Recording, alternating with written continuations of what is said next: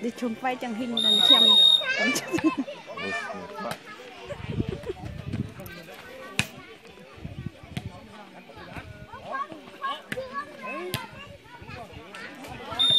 điểm cho đội 5 1-0.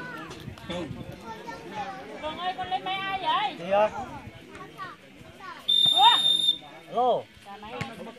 Chưa? Bóng có lưới điểm cho đội 5. Hai ngồi thôi, chơi thôi chứ không cần rồi số 6 mà đây này thôi chứ còn béo nữa. chẳng minh là mình Bố đi. Bố đi, con thả bố đi đây ra chơi với bạn. Đi. Quay thằng Minh à? Minh, con chưa? Minh chơi cá. Bóng tốt điểm cho đội 2 1-2. Sang bên này à? Đưa con thả bố đi ra chơi con.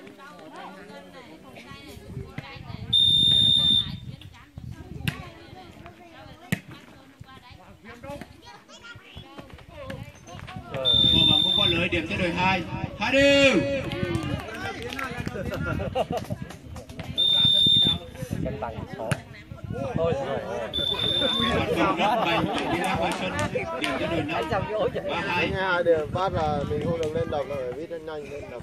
Trong pha mặt bóng của anh thì có 2-3 con chim để chết.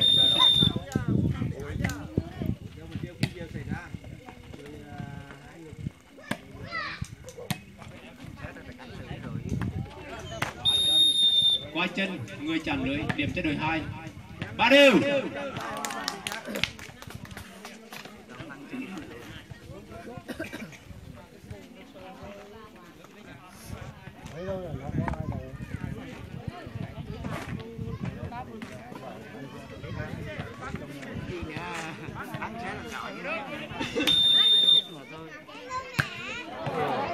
Mặt bóng không qua lưới điểm cho đội 5 4-3.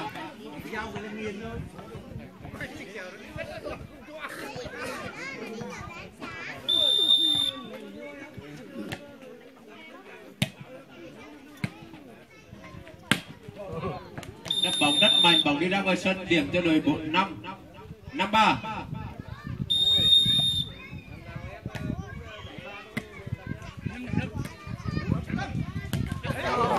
Có lưới điểm cho đội 5 6-3. Nhiều đất đầu lắm.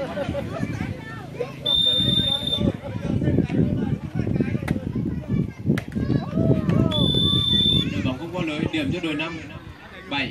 Pha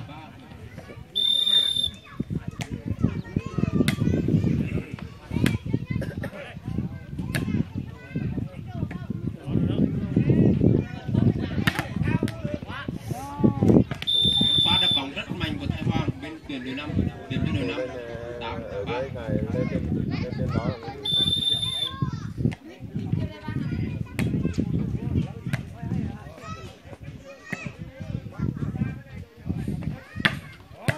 Lâu lâu phải bổ quả như vậy chứ. Điểm cho đội 5 9-3. Liên tục là những pha đập bóng rất mạnh của các đội công bên phía đội tuyển đội 5.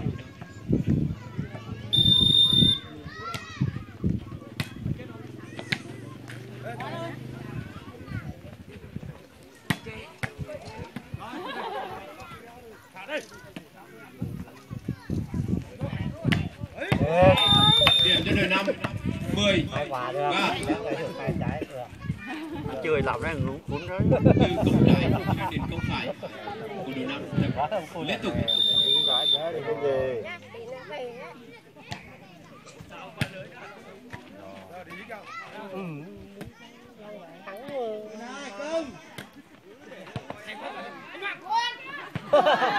Nhau để bóng đưa tự do điểm cho đội 2 4-10. Tại móc cái bóng được.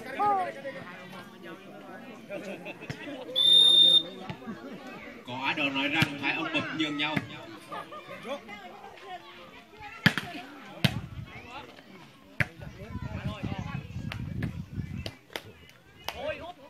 Bóng qua lưới điểm cho đội 2 5-10. Làm gì đâu có ngủ ngay. Là chân trước.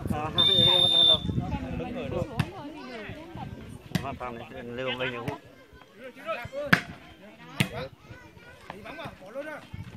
Đúng rồi.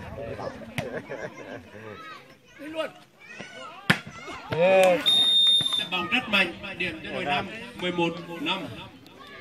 Được rồi, nó cũng bảo luôn ha. Rồi, tới luôn, nó làm được rất luôn. Nó lưu, nó tự động ha. Tự động ha.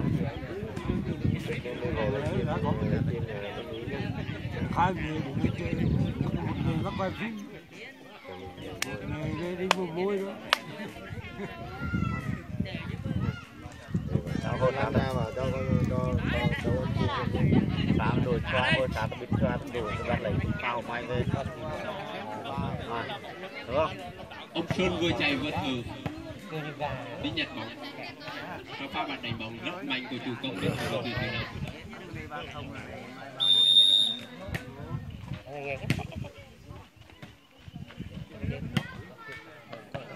Đánh bóng không qua lưới, điểm cho đội 5, 12-5.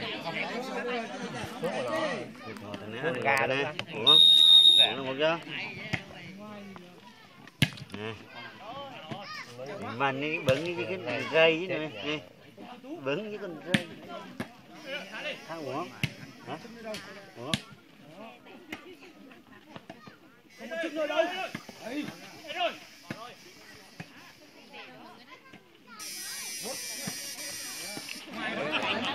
Điểm cho đội 5, 13-5.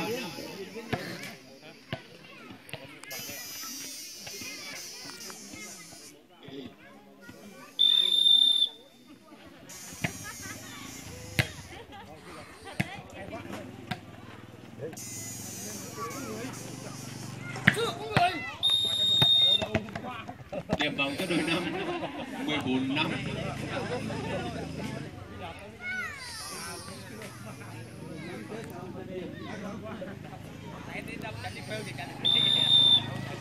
Đấy thịt đè người à?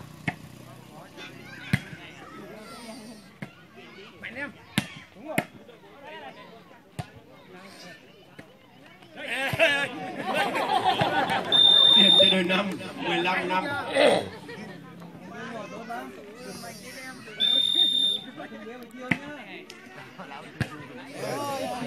Đỡ bóng không tốt, điểm cho đội 5, 16-5.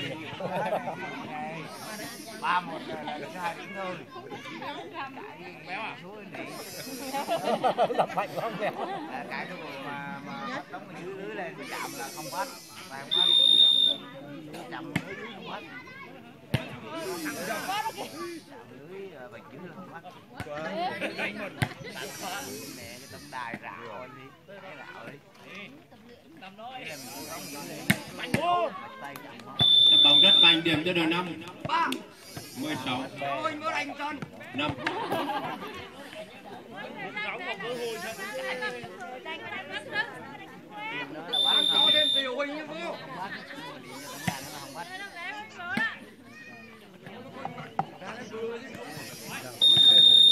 Điểm cho đội 5, 18-5.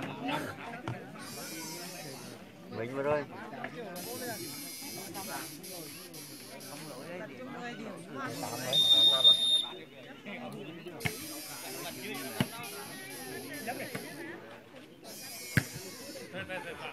Em mày bây giờ ngoại.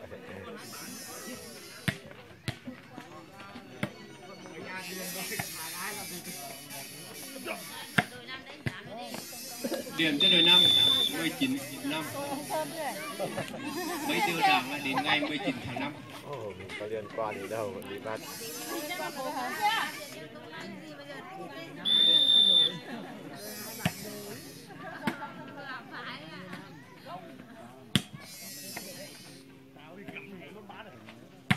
Đập bóng rất mạnh, điểm cho đội 5, 20-5.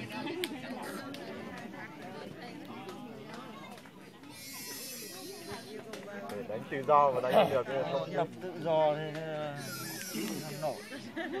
Chỗ mặt.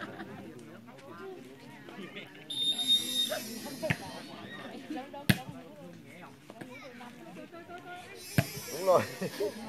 Đấm chơi. 12, 6, 20. đứng nửa sân Bóng rơi trên đầu Nguyễn Hoàng, nhưng vì ông to quá nên không ai dám vào để bắt. bắt rồi Bắt bóng có lưới, điểm cho đôi 5 21-6. đánh như rồi đánh hết trần ấy. Đá bóng rất mạnh của Sư Huynh, điểm cho đôi 2 7-21.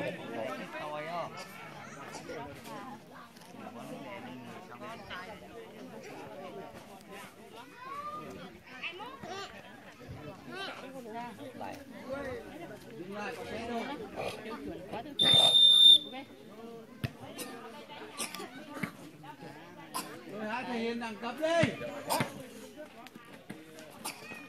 Đớp. Điểm cho đôi 5 22-7.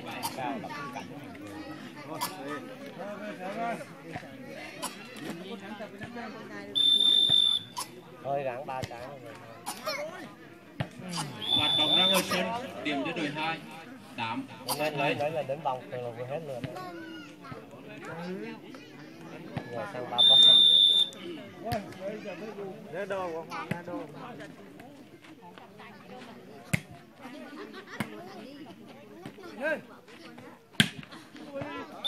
Đá bóng trong sân, điểm cho đôi 2 9-22.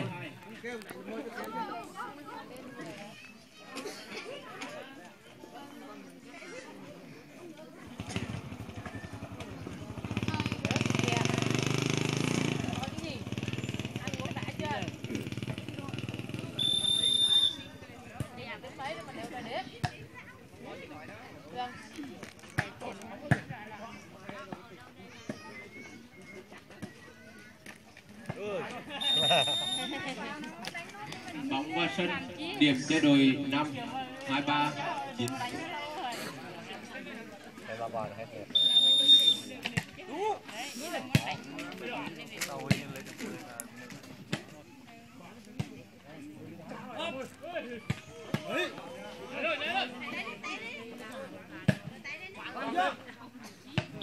Điểm cho đôi 5 24-9.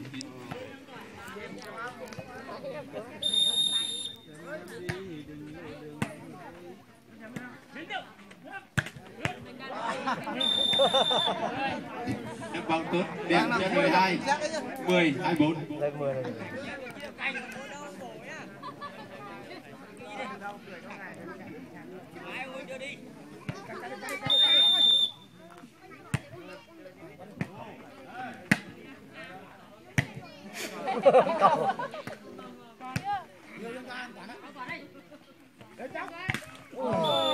Không có lưới, điểm cho đôi 2 11-24.